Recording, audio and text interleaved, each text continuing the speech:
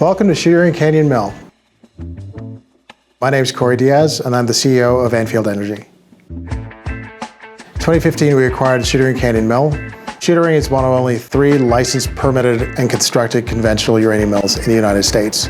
The mill was actually constructed in 1979, and in 1980 it ran for 4 months, and the market for uranium softened, and so the mill didn't run again for 40 years. It's been maintained over that time, and back in 2022, when the market started to turn, we saw an opportunity for us to restart the mill, and therefore we spent 18 months putting together a reactivation plan, which we submitted to the state of Utah. The plan itself called for an increase in capacity at the mill from 750 tons per day to 1,000 tons per day. It also included a license capacity increase to 3 million pounds per year from 1 million pounds per year.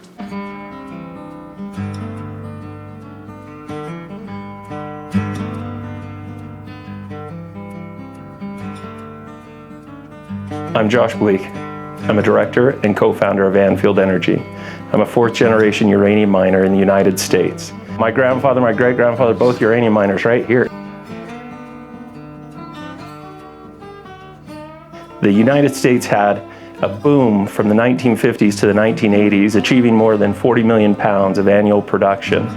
Right at the time that the mill was completed, the production fell off. The market fell to nearly no production in the U.S. In the last couple of years, there has been little to no production coming out of the United States as we become solely dependent upon foreign sources of uranium.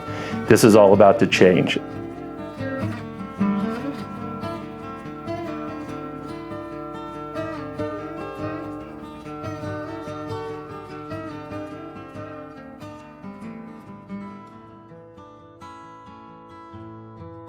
Our production will begin in 2026 with our mines located in Utah and Colorado, and will feed our Shooting Canyon uranium mill. The mines will start with Velvet Wood, located in Lisbon Valley, Utah, and we'll do the West Slope mines and Slick Rock mine, located in Colorado. They are good quality mines, high-grade ore with vanadium content as well. These mines will each require about 10 to 12 people working at the mines and will feed anywhere from 200 to 500 tons per day. This represents a key amount of our initial production, and there's a good amount of ore blocked out. As we'll see from the drill maps and the things that we'll look at that will show all the work that's been done by the past operators to identify our future path to production. So the groundwork has really been put there in front of us, and all we have to do now is execute on that.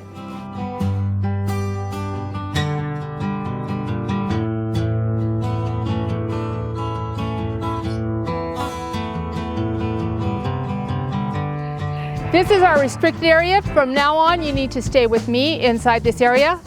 Can be uranium at any point inside of here. I ask that you stick with only your bottled water. Do not eat or drink anything else, and we should be good. We have one of only 3 licensed, permitted, and constructed conventional uranium mills. Ours is one of the most unique because it has very little environmental liabilities associated with it. And so it's a turnkey project. Very little money is required to refurbish the mill in order to get it back into production. If we look at the value of our mill compared to other mills in the marketplace, the cost to replace Shooting Canyon Mill would be roughly $250 million. So this is the end of our conveyor belt. From here, the ore will drop into this chute. This chute drops the ore down into the SAG mill. And the SAG mill is our most important piece of equipment on the site. It is what makes the whole process. So you can see that this control room, built in 1979, is clearly dated. That said, if you look at all the equipment inside the actual mill itself, that is technology that hasn't changed in those 40 years. So as we move forward, we'll be using a lot of the equipment that sits there today. The conveyor belt, the SAG mill, the leach tanks, the CCD circuit, the SX. These are all things which are required for production to be restarted here. And so we'll be using that equipment as we move forward. We feel that this mill will be able to run to capacity very quickly. There are a couple of reasons for that. First of all, we have stockpiles of mined material that will be first feed into the mill. The stockpile sitting at site and at one of our mines has about 400,000 pounds of uranium available to be put through the mill. I think secondarily, The 2 mines that we plan to start up, Velvet Wood and Slick Rock, will be ready in about 18 months, so roughly 6 months ahead of restart at the mill. So those stockpiles will be available to feed into the mill as soon as the mill is ready to accept it. I think when we talk about the other properties that we have, both in Colorado and in New Mexico, those will provide us with even more material. So we'll always have material available to flow into the mill in order to meet the capacity as we start moving forward, trying to reach that 3 million pounds per year of production. 3 million pounds of capacity for Anfield will be significant for the US market. The US itself consumes roughly 50 million pounds per year. In terms of licensed capacity and publicly announced capacity amongst producers of uranium in the US, it's roughly 28 million pounds, including our 3 million pounds. So we feel that our 3 million pounds will be easily absorbed in the US market.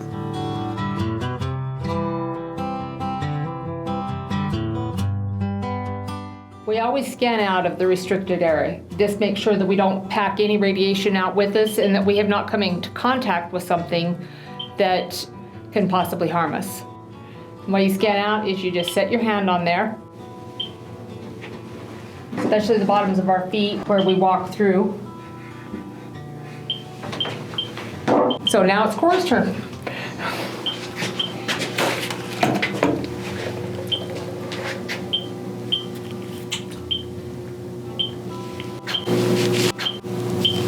All right, you just mark an X by your name.